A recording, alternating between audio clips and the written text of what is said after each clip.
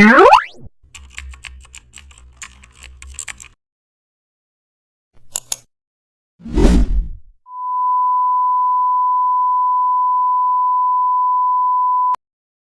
back to the channel. Don't forget to like, share and subscribe for more updates. Start with a custom shape tool to create a glowing circular emblem. Select a thick circular shape for the outer ring. Position it centrally as your core structure. Scale it large enough to give presence. Now add another circle inside for layering. Lower its opacity for depth. Add a new gradient fill to the outer ring. Apply a crisp stroke for clarity. Center align both circles.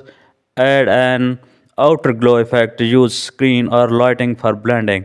Now adjust glow softness for balance. Fine tune spacing between rings. Smooth the visual transition. Finalize once the emblem radiates evenly. Thanks for watching.